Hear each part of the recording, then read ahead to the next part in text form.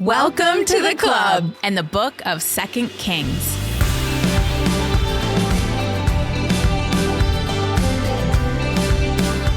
In chapter 1 of 2 Kings, King Ahaziah, son of Ahab, takes a fall and thinks he's dying. Rather than consulting God, as he should have done, he tries to get answers from Baal-zebub, a Philistine god. Well, God's angry, and God's not going to have that. So he blocks the way to Philistia with his power prophet Elijah. And Elijah says Ahaziah is going to die. Ahaziah then tries to capture Elijah, but God rains fire on the soldiers and their captain. And then God does it again. And then there's a third captain that comes. He's a little more humble than the first two. And Elijah goes with him, confronts Ahaziah, and he dies. Ahaziah tries to capture Elijah 3 times, but God rains fire on the first 2 soldiers and their captain. And then the third captain comes in a little more humble than the first. And Elijah decides he'll go with him. So he then confronts Ahaziah, and he dies, like he said he would. Ahaziah has no sons and is succeeded by his brother, Joram. Okay. 1st and 2nd Kings are aptly named because they primarily focus on the reigns of the kings of Israel and Judah, and particularly whether or not they followed the Lord. However, there was another cast of characters that were a contrast to the kings. They were the prophets, and they were as faithful as the kings were unfaithful. Now, the role of the prophets here in Kings and throughout the Bible is to remind the people of their covenant relationship with God and to call them back to faithfulness when they stray. They were the keepers of the 1st and 2nd commandments, which say this: "You shall have no other gods before me, and you shall not make for yourself an image in the form of anything." The prophets challenged the people to love and serve God alone, the 1st commandment, and they condemned the worship of idols and false gods, reinforcing the 2nd commandment. Now, the prophet Elijah is our current power prophet. He has been confronting Ahab, Jezebel, Ahaziah, and the prophets of Baal, directly challenging idolatry and calling the kings and people to return to the worship of the one true God. Now, there are many prophets in the Bible. Elijah is number 2 on my list of the top 10 prophets, which include number 1, Moses, the lawgiver, and often considered the greatest prophet. Number 2, Elijah, the fiery power prophet. 3, Elisha, the miracle man. 4, Isaiah, the messianic prophet. 5, Jeremiah, the weeping prophet. 6, Ezekiel, the visionary prophet. 7, Daniel, the interpreting dreams prophet. 8, Hosea, the mercy and love prophet. 9, Amos, the social justice prophet. And 10, Jonah, the reluctant prophet. But there are lots more. That's just the top 10 in my opinion. In this episode, Elijah, number 2, will make an epic exit. And Elisha, also in the top 10, will take center stage. These 2 powerful prophets are often compared and contrasted for several reasons. Their names are almost identical. Elijah means Jehovah is my God, and Elisha means God is salvation. That right there is a message. Jehovah is my God and God is my salvation. Their social backgrounds contrast. Elijah is mysterious. He's from Gilead, but that's all we know.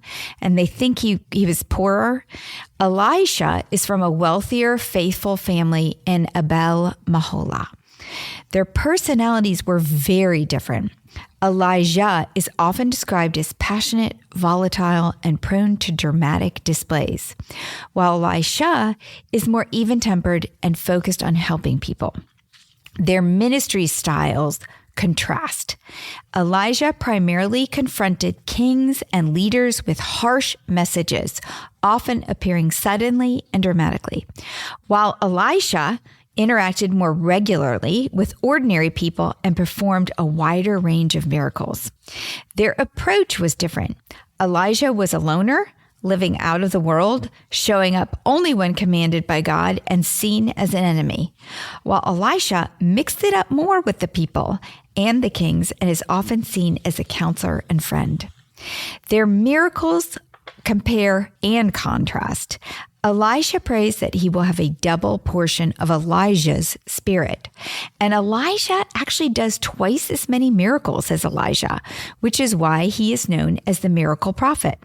However, some of the miracles were similar. For example, they both raised someone from the dead and called down fire from heaven. Now, if you prefer intense action, then Elijah is your man. He's often depicted as a more solitary, fiery prophet who is dramatic and confrontational.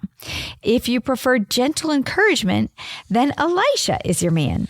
Elisha is presented as more compassionate and accessible prophet, performing numerous miracles among the people. With all of that in mind, here is the story of the transition from Elijah to Elisha. Scene 1. Elijah takes Elisha on a spiritual journey. Chapter 2. When the Lord was about to take Elijah up to heaven in a whirlwind, Elijah and Elisha were on their way to Gilgal. Elijah said to Elisha, "Stay here. The Lord has sent me to Bethel." But Elisha said, "As surely as the Lord lives and as you live, I will not leave you." So they went down to Bethel. The company of the prophets at Bethel came out to Elisha and asked, "Do you know that the Lord is going to take your master from you today?" "Yes, I know," Elisha replied, "so be quiet." Then Elijah said to him, "Stay here, Elisha. The Lord sent me to Jericho." And he replied, "As surely as the Lord lives and as you live, I will not leave you." So they went to Jericho. The company of the prophets at Jericho went up to Elisha and asked him, "Do you know that the Lord is going to take your master from you today?" "Yes, I know," he replied, "so be quiet." Then Elijah said to him, "Stay here. The Lord has sent me to Jordan." And he replied, "As surely as the Lord lives and as you live, I will not leave you." So the two of them walked on. This scene feels solemn and intense to me. First, as the scene opens, we're told that this is the day Elijah will depart the earth. Everyone seems to know about it, but nobody really talks about it. The dread is palpable. Elijah doesn't want to talk about it. He's almost rude to the other prophets, telling them multiple times to be quiet. Were they afraid for Elijah? Did they imagine he would be killed? He had lived with that threat for years. How could Elijah protect him, he may have been thinking. Then note the element of a test for Elisha. At each location, Elijah tells Elisha to stay where he is, while Elijah goes to the next location. 3 times Elijah tells Elisha to stay, and 3 times Elisha insists he will not leave Elijah. This reminds me of Ruth and Naomi. Ruth would not leave her mentor, Naomi, and she was blessed because she followed Naomi. It also reminds me of the 3 times Jesus asked his disciples to keep watch while he prayed in the Garden of Gethsemane. Each time his disciples fell asleep, they did not pass the test. Elisha passes easily. His attention is riveted on his master and mentor, Elijah. Now, the journey takes them to 4 locations. They start in Gilgal, go to Bethel, Jericho, and then the Jordan River. Each location had deep meaning for the Israelites, and this is so cool. It's like Elijah was walking rather than talking Elisha through a spiritual experience to prepare him for his coming ministry. Let me explain. Here's what Elijah was trying to impart to Elisha through the symbolism of these 4 locations. Gilgal was the starting point of the journey. Now, Gilgal was the first campsite of Joshua and the Israelites after they crossed the Jordan River. It was where they renewed their covenant. Remember, they were circumcised in Joshua 4. It was where their life in the promised land began. So it symbolized a new beginning. It symbolized renewal. For Elisha, it would be his beginning where he too needed a renewed commitment as a prophet and guardian of the covenant. Next, they went to Bethel, which means house of God. Jacob named the place Bethel, or house of God, because it was where he had a vision of the ladder reaching to heaven in Genesis 28. God told Jacob in his vision that he was the God of Abraham and Isaac, and what he promised them, he promised to Jacob, that Jacob's descendants would be blessed and numerous, and that God would watch over Jacob wherever he went. Bethel would have reminded Elisha of God's promises to Israel and God's presence with him. So in Gilgal, this was his new beginning. Then he goes to Bethel, where he remembers God's promises and God's presence with him. Next, they went to Jericho. Now, this was the place of Joshua's first victory in the Promised Land. The Lord went before the Israelites, and the walls of Jericho fell down. The Israelites were faithful to obey, and God was faithful to give them the victory. Jericho would have been a reminder to Elisha to be like Joshua, strong, courageous, faithful, obedient. The last stop was the Jordan River, a symbol of transition for Israel. The crossing of the Red Sea had been the Israelites' transition to freedom. The crossing of the Jordan River had been the Israelites' transition to a home, the Promised Land. It was a beginning. And here at the Jordan River, there would be another transition. Elijah would end his journey, and Elisha would begin his journey. The entire spiritual journey highlights the transfer of Elijah's prophetic mantle to Elisha. Each stop could be seen as a stage in the spiritual succession. Elisha is reliving Israel's history, and he will carry what God has done for his people in his heart.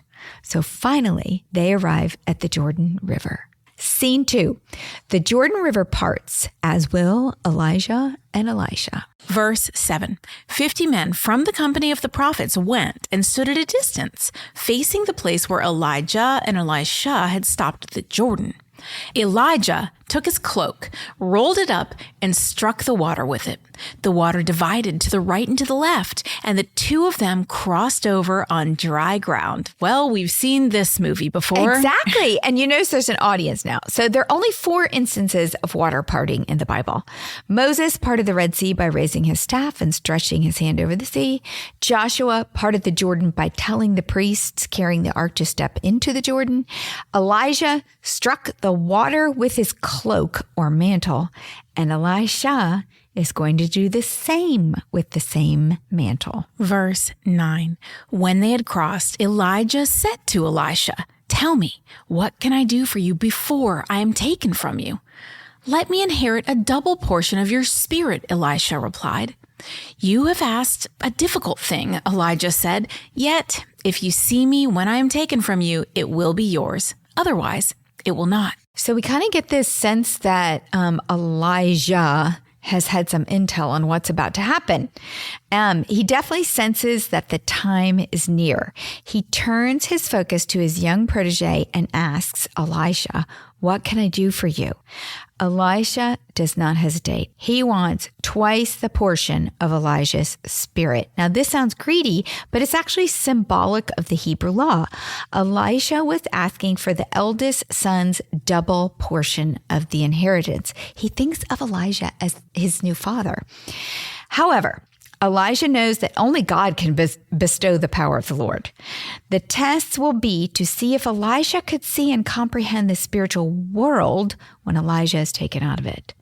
Now, that test's going to happen momentarily. Verse 11, as they were walking along and talking together, suddenly a chariot of fire and horses of fire appeared and separated the two of them. And Elijah went up to heaven in a whirlwind. Elisha saw this and he cried out, my father, the chariots and horsemen of Israel." And Elisha saw him no more. Then he took hold of his garment and tore it in two. So Elisha passes the test. He sees what happened to Elijah, and therefore we know he's going to get that double portion.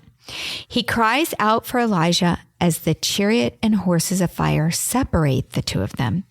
Now, the chariot is symbolic of Elijah being a force for the military of God, and the fire was one of Elijah's greatest weapons against Ahab, Ahaziah, and the Baal prophets. Elijah was a defender of Israel, and now he was gone. Scene 2, Elisha's journey back alone. The geographical, literary pattern that began this story from Gilgal to Bethel to Jericho to the Jordan continues, but in reverse, from the Jordan to Jericho to Bethel and then to Samaria, as Elisha begins his ministry along the path he had traveled with Elijah. On his journey back, Elisha demonstrates through miracles that the same spirit of Elijah is now with him. Jordan, stop. Miracle 1, the river parting. Verse 13, Elisha then picked up Elijah's cloak that had fallen from him and went back and stood on the bank of the Jordan. He took the cloak that had fallen from Elijah and struck the water with it. "Where now is the Lord, the God of Elijah?" he asked. When he struck the water, it divided to the right and to the left, and he crossed over. Elisha begins to retrace Elijah's steps alone, performing miracles at each location. At the Jordan, he parts the water just like Elijah did on the way over, and just like Joshua did, mimicking his mentor Moses, who parted the Red Sea. Moses and Joshua, Elijah and Elisha. 2 leaders passing the baton to their successor. 2 successors gaining confidence by beginning with the visible miracle, the parting of the Jordan for all to witness. Hundreds of years later, in the same Jordan River, a prophet, John the Baptist, often compared to Elijah, will pass the baton to the one he had come to prepare the way for. Bible bender for sure. I know. The all-in-one prophet and king, Jesus Christ, who, by the way, is often compared to Elisha because many of Elisha's miracles, like Christ's, were miracles of compassion for people.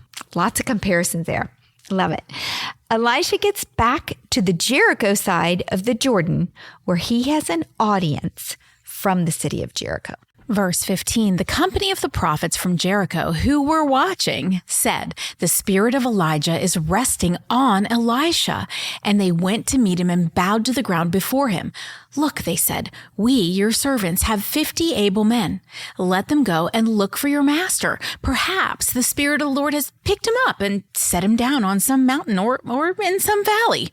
"No," Elisha replied, "do not send them." But they persisted until he was too embarrassed to refuse. So he said, "Send them." And they sent 50 men who searched for 3 days, but did not find him. When they returned to Elisha, who was staying in Jericho, he said to them, "Didn't I tell you not to go?" 50 prophets, they're funny, these prophets, witness this first miracle and validate that Elisha has the Spirit. At the same time, they question the disappearance of Elijah and insist on looking for him, which does make sense. Elijah was known to disappear a lot. He had to because Ahab and Jezebel were always intent on killing him. They had another reason too. If Elijah was dead, they wanted to give him an honorable burial, so they better go look for the body.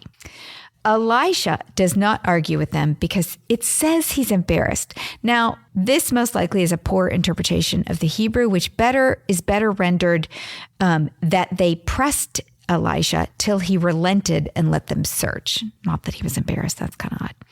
The search is fruitless. Like Enoch, Elijah has been taken to heaven without experienced death, and only those 2 do that, Enoch and Elijah. All right, Jericho, miracle number 2, the water purification that gave life. Verse 19, the people of the city said to Elisha, "Look, our Lord, this town is well situated, as you can see, but the water is bad and the land is unproductive. Bring me a new bowl," he said, "and put salt in it." So They brought it to him. Then he went out to the spring and threw the salt into it, saying, "This is what the Lord says. I have healed this water. Never again will it cause death or make the land unproductive." And the water has remained pure to this day, according to the word Elisha had spoken. At Jericho, the people approach Elisha regarding a water problem. Now, the NIV description of the water is that it has made the land unproductive. This isn't the best word. Other versions have translated the Hebrew with the word barren, which implied that the water caused the land, the trees, the animals, and the people to miscarry. They weren't reproducing. So that meant there was something toxic in the water supply, and it was killing plants, animals, and people. This could have resulted from the curse on Jericho from the time of Joshua. In Joshua 6:26, it said this: At that time, Joshua pronounced his solemn oath. "Cursed before the Lord is the one who undertakes to rebuild this city, Jericho. At the cost of his firstborn son, he will lay its foundations. At the cost of his youngest, he will set up its gates." So because of the curse, no one was supposed to build on the site of Jericho. But of course, in 1 Kings 16, we learned that that undaunted Ahab could care less about what God decreed, and he did build on Jericho, and this is what happened. 1 Kings chapter 16, verse 34. In Ahab's time, Hiel of Bethel rebuilt Jericho. He laid its foundations at the cost of his firstborn son, Abiram, and he set up its gates at the cost of his youngest son, Segub, in accordance with the word of the Lord spoken by Joshua, son of Nun. Because of Ahab's disobedience, he lost his oldest and youngest son. Now, apparently, since that time, people had been living at Jericho and suffering barrenness because of the water. God's curse was turned into a gift of grace through Elisha. This miracle was epic and would have changed many lives. It turned the water into a spring of life. Okay, Bethel, Miracle 3, the ridiculing and judgment that brought death. Back to our story in 2 Kings chapter 2, continuing in verse 23. From there, Elisha went up to Bethel. As he was walking along the road, some boys came out from the town and jeered at him. "Get out of here, Baldy," they said. "Get out of here, Baldy." He turned around, looked at them, and called down a curse on them in the name of the Lord. Then 2 bears came out of the woods and mauled 42 of the boys. And he went on to Mount Carmel, and from there returned to Samaria. Bethel and Dan were the 2 places where Jeroboam had built places of bull worship. Remember, Jeroboam was the first really bad king of Israel. So it's not surprising that the boys from Bethel were scornful of God and of Elisha. Baldy was a term of contempt, and it was not just the contempt of a few boys. This was not just a gang. This was a mob. 42 of them were killed by bears. Some got away, but there were 42 plus boys against 1 man. And the fact that God protected Elisha from the boys implies that God knew the hostile intent of this mob. Was Elisha justified in calling down a curse on the boys? Well, according to Deuteronomy 18, it says this. In verse 17, the Lord said to me, "What they say is good. I will raise up for them a prophet like you from among their fellow Israelites, and I will put my words in his mouth. He will tell them everything I command him. I myself will call into account anyone who does not listen to my words that the prophet speaks in my name." So in Deuteronomy, it says that God will call to account anyone who does not listen to the words that a prophet speaks. And in Leviticus 26, it says this. In verse 21, "If you remain hostile toward me and refuse to listen to me, I will multiply your afflictions 7 times over as your sins deserve. I will send wild animals against you, and they will rob you of your children." Leviticus 26 goes on to say that if you're hostile toward a prophet, they can send wild animals after you and rob you. Long story short is God called the prophets to protect his word, and God is going to protect the prophets for doing that. Elisha was justified in calling on the name of the Lord. The point is not all miracles were beautiful. This was a miracle that 2 bears came out of the woods and attacked and killed 42 boys. Not all miracles were beautiful. Not all were proof of God's grace and mercy. Some miracles were proof of God's judgment.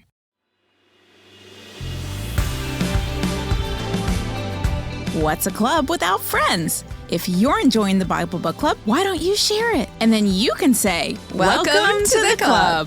New episodes drop every Monday, and get all episodes now on Amazon Music. As always, head over to susanme.com/Bible Book Club for show notes from today's episode.